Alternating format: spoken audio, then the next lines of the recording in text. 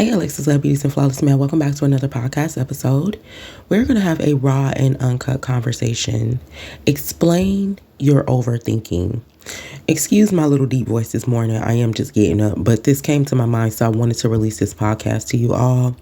I know more times than often when I am communicating with someone and I might say something that they never thought of, have proof of something that they never heard of, and factual information, and I bring this to their attention, oftentimes people say you're overthinking, and it's not that deep. Well, on a spiritual level, it is that deep. And it's not overthinking, it's you getting spiritual insight.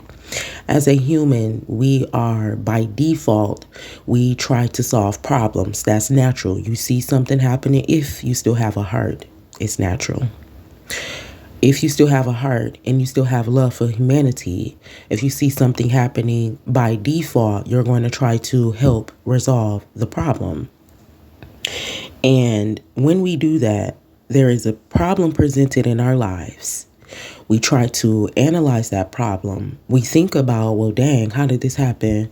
How did I get myself in this situation? How was the other people involved in that situation? That is called analyzing. That is called shadow work. That is called loving yourself. That is called trying to figure out something. Now, people just randomly throw out that word overthinking. It ain't even that you stressed about the thought. Right? People think that when you say something off the wall or you had a thought that was off the wall that you took your whole, like it just stressed you out, you tired, you ain't got no rest behind it. You ain't even have to probably do all of that. A problem presented itself. You thought about it, which we should be doing, because people don't even pay attention in life. This is why we have problems to begin with, because we're so anxious for everything. We're not stopping and paying attention to anything. The fact that you stopped and paid attention to that and everybody doesn't do that, you're overthinking when really you're just trying to solve a problem, and it probably even stress you out. So what happens is we try to figure out these problems, and by spiritual design, when you try to figure out a problem, anything you do intentionally, it comes back to you multiplied. That's, you get it, what you put in, faith without works is dead, hard work. That's where all of those things come into play. When you intentionally do something. Again, this doesn't mean that this thought has stressed you out, but you're intentionally wanting to solve this problem. Now, what people say overthinking is God giving you the information. I don't know. I just don't think about everything being so physical all the time. I think more on the spiritual side of things, because everything is spiritual.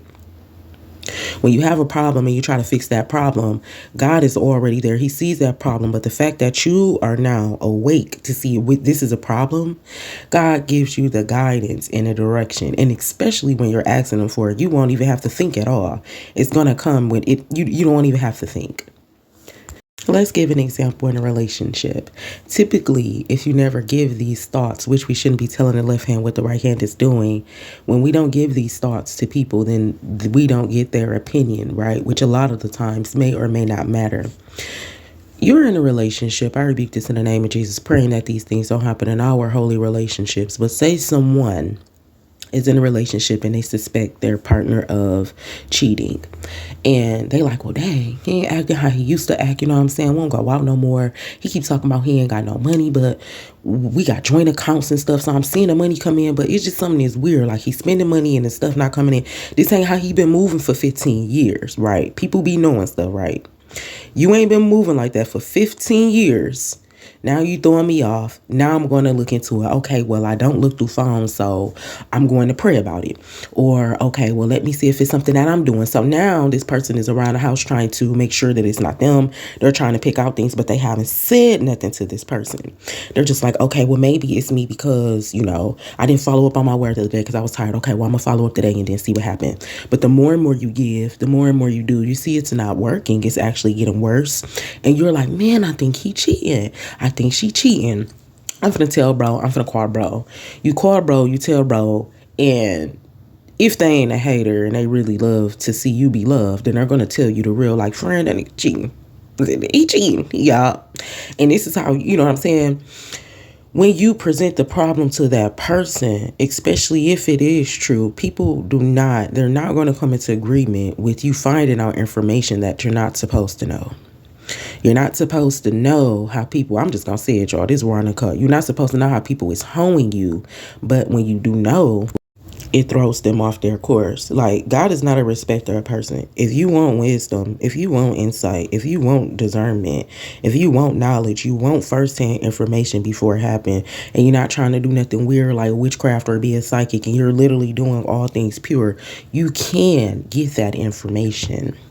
When you get that information, it throws the devil off, because it's like, how did she know that this is what was going on? She was never supposed to know that. Now you bring this situation to your enemy. This is your enemy now. Or it could be a friend. Or it could just be somebody that doesn't have the wisdom to know. And you like, man, I just feel like lately, we ain't been rocking the same. You can always tell off body language, right? The moment you sit down and you begin to communicate, learn about body language. I want you to learn about that. It's very, very important. Body language and Morse code, the first signs of human communication before we even knew that we can speak out of our mouths. Research that. Soon as you say, you know what, I just feel like if you tell off the body language, you already know they finna try to manipulate you. And the moment they say, well, you know what, I don't really feel like all that's been going on, you just overthinking. That's where manipulation plays in it. And a person tries to get you to not feel how you really feel, to not think how you really think. And then they hit you with you just overthinking. I don't believe, if there's nothing to think about, then there's no point to overthink. See, people put real manipulators, real narcissistic people, real demonic people, they actually do it on purpose. They put you through things.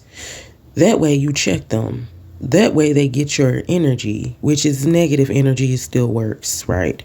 And then they manipulate you and confuse you into think that the information that you're getting and receiving is just too much. You're overthinking. You're overwhelming yourself. Whole time you've never been stressed. You just was doing your extended research. Come on, Jesus, Lord have mercy. It's called doing your extended research.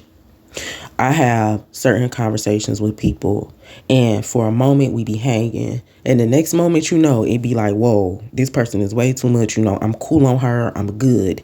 And then they start to flip it on me like, well, maybe you just overthinking. Maybe you the one that's reading and not understanding. Maybe you reading too much. I heard that before. Maybe you reading too much of the Bible and you not understanding.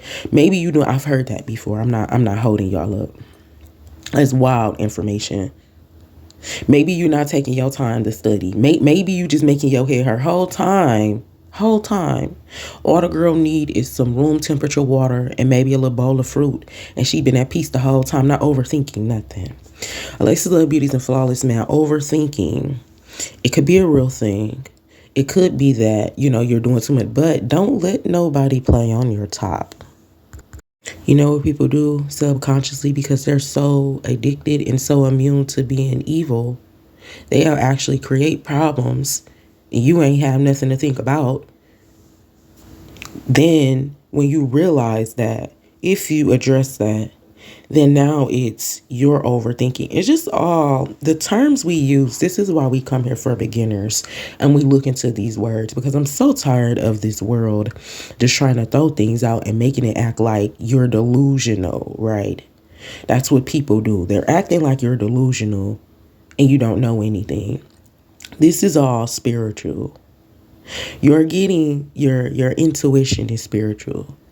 God will show you signs. So that sign you got was you looking in that bank account and you physically not bringing nothing in here, but money is leaving the account. That's a sign. A wonder. Come on, Jesus. The Lord said he does this. He shows you signs and wonders to guard your heart, to protect yourself. Now you wondering, right? Now you thinking what they is going to say an overthought. Because you're wondering now, because it's like, okay, I got the sign. Now I got the thought. So, dang, let me do my extended research. Now I'm going to be looking through stuff, like keeping receipts. I can see how that works. I used to think it's messy, but I can see how it works. It's just how you use it. He shows you signs, wonders, dreams, communication. You can hear God directly, just like how we talking. So when you pick up those signs and you begin to tell people that's not there, then that don't have the wisdom, they don't understand wisdom, knowledge, insight, discernment. They don't understand firsthand contact with God and how you're receiving this information. They don't understand that tuition is the spiritual realm and that you're getting spiritual information. They say things like you overthinking. It's not that deep, but it's you and it's not me. When you the problem, why is it always a problem? In conclusion, next time you see a problem, don't address the problem. Cry in the car if you have to, because I be crying for days. And I leave it alone. And I go back to being at peace. My little revenge, my little attitude is not enough for God's wrath that he has towards people playing in your face. Continue to learn no matter what. Alexus Love Beauties and Flawless Man, and don't let nothing stop you. Okay? Don't let nothing stop you. You're not overthinking. And when you begin to do personal work, when you love yourself, this is a tip right here. Come on, Jesus. Write it down. Next situation that makes you uncomfortable in your soul. It makes you uncomfortable in your body. Maybe the actions or behavior that somebody is doing, the things that they're saying. Write it down. Write it down. I promise. People is not just saying this. Like the gurus and all them, bruh. The one thing I can agree with is writing it down. Write down what happened. Write down. We ain't got to write no book. Jot down the words. Right? Somebody said something mean. Somebody approached you and write it down. You're going to see a pattern. That's not overthinking. When you begin to put your thoughts on paper, you begin to bring out what's on the inside, on the outside. And when you can see that, since as men, we always need to see everything, then you get a different understanding. You'll have a different understanding that you're not overthinking.